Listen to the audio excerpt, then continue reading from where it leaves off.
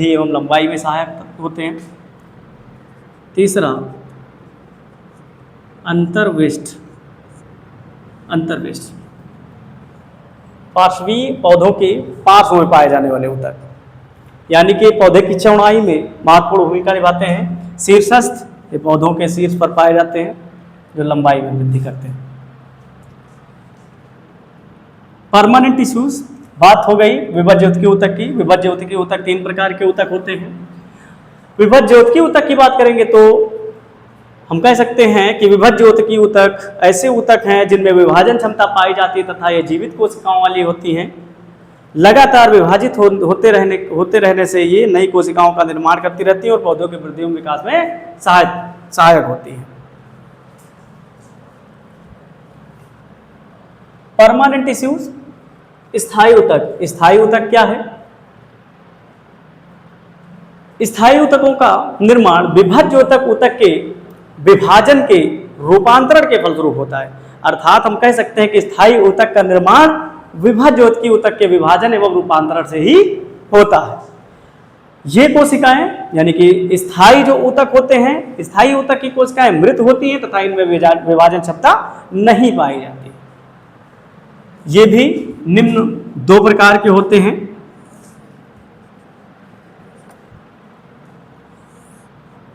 दो प्रकार के होते हैं परमानेंट टिश्यू। एक में सिंपल टिश्यू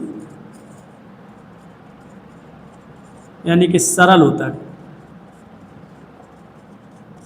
सरल ऊतक। दूसरा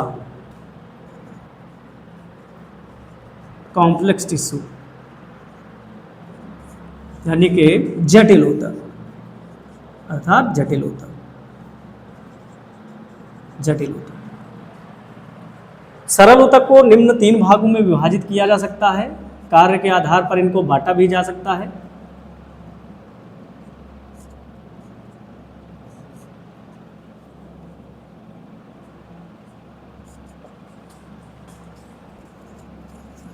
collenchyma, parenchyma and sclerenchyma.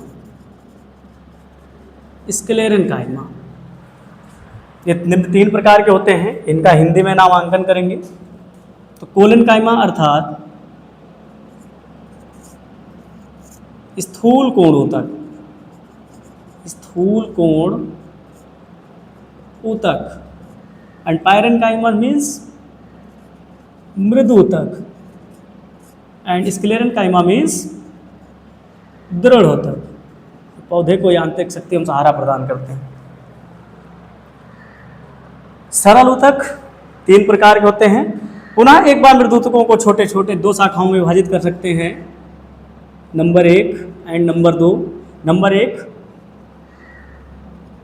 Chlorenchyma, second aerenchyma. Aerenchyma, chlorenchyma जैसा कि इसमें क्लोरेन लिखा है और काइमा क्लोरेन अर्थात इनमें क्लोरोप्लास्ट की उपस्थिति होती है और ये प्रकाश संश्लेषण अभिक्रिया में भाग लेते हैं और पौधों के लिए भोजन का निर्माण करते हैं।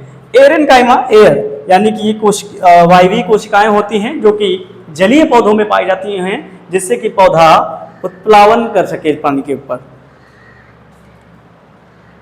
अब बात करेंगे जटिल ऊतक की। ये ऊतक पौधों के संवहन तंत्र होते हैं, पौधों के संवहन तंत्र होते हैं और ये भी 2 प्रकार के होते हैं मेनली, जाइलम एंड सेकंड है फ्लोएम। फ्लोएम सेकंड फ्लोएम, बेटा क्या फ्लोएम। जाइलम अर्थात दारू एंड फ्लोएम अर्थात अधोवायु, अधोवायु, अधोवायु। ये हो गए हमारे प्लांट टिश्यूज। ये प्लांट टिश्यूज हुए जिसमें पादप ऊतक को विभाजित किया गया है सबसे पहले 2 बड़े भागों में। पहला मेरिस्टेमेटिक टिश्यूज अर्थात विभज्य ऊतकीय ऊतक एंड सेकंड परमानेंट टिश्यूज अर्थात स्थायी ऊतक। क्या? स्थायी ऊतक। एंड पर विभज्य ऊतकीय ऊतक can be divided into 3 class, apical and lateral and intercalary.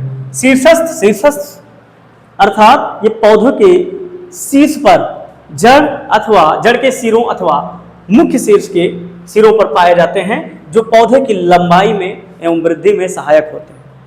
And lateral, जैसा कि पार्श्विक आपको समझ में आ रहा है, लेटरल, तो लेटरल ये ऊतक पौधे की मोटाई की वृद्धि में सहायक होते हैं, सहायता करते हैं। एंड इंटरकैलरी, इस तरह के ऊतक पौधे में पर्व संधियों पर या जहां पर ब्रांचेस होती हैं वहां पर पाए जाते हैं।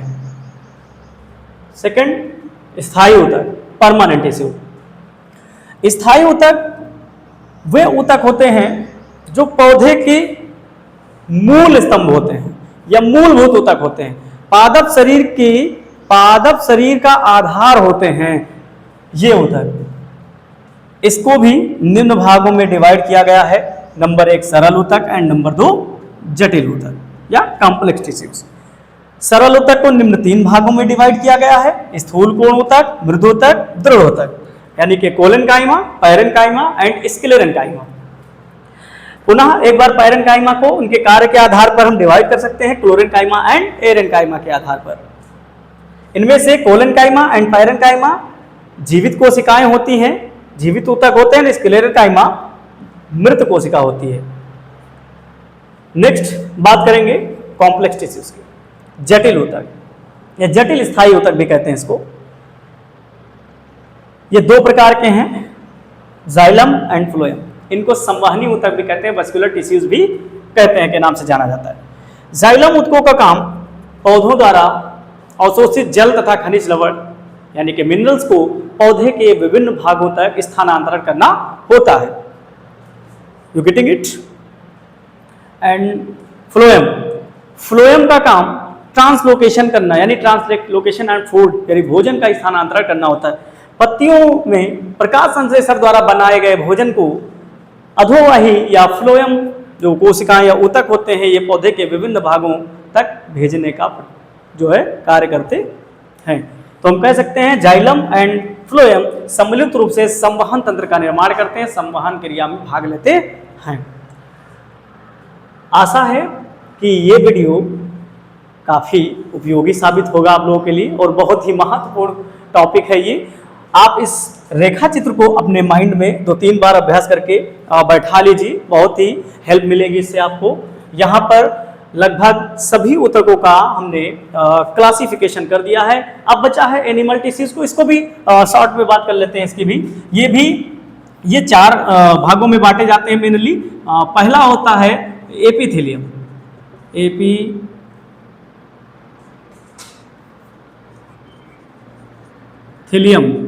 एपिथेलियम टिश्यू,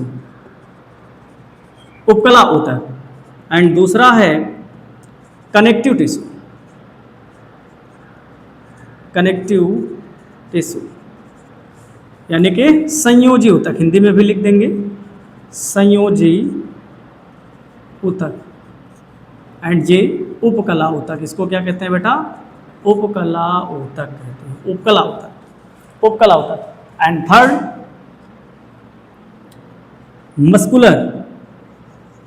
मस्कुलर टिश्यू अर्थात पेशीय ऊतक। And fourth is nervous tissue या तंत्रिका ऊतक। इनको 4 भागों में डिवाइड किया गया है। पहला एपिथेलियम टिश्यूज उपकला ऊतक, दूसरा कनेक्टिव टिश्यूज अर्थात संयोजी ऊतक, मस्कुलर टिश्यूज अर्थात पेशीय ऊतक एंड नर्वस टिश्यूज अर्थात तंत्रिका ऊतक। एपिथेलियल ऊतक शरीर का रक्षात्मक आवरण अर्थात बाह्य आवरण बनाता है जो जीवधारी के बाह्य वातावरण से सुरक्षा करता है, सुरक्षा कवच का काम करता है तथा अन्य अंतरांगों का भी निर्माण करता है। एंड कनेक्टिव टिश्यू ये संपूर्ण शरीर को जोड़ कर रखता है, इसके आधार पर इसका नाम पड़ा है कनेक्टिव टिश्यू। एंड पेशी ऊतक यानी कि ये 3 प्रकार के होते हैं, अनैच्छिक, ऐच्छिक एंड हृदयक पेशियां इसमें भाग लेती है। एंड तंत्रिका ऊतक जो आप जानते हो हमारे तंत्रिका तंत्र का निर्माण करते हैं। आई होप ये वीडियो आप लोगों को बहुत ही पसंद आया होगा। वीडियो पसंद आए इसको लाइक, शेयर और सब्सक्राइब करना ना भूलें और इसको अच्छी तरीके से माइंड मेकिंग करके रख लें। ये भविष्य में बहुत ही उपयोगी साबित होने वाला है।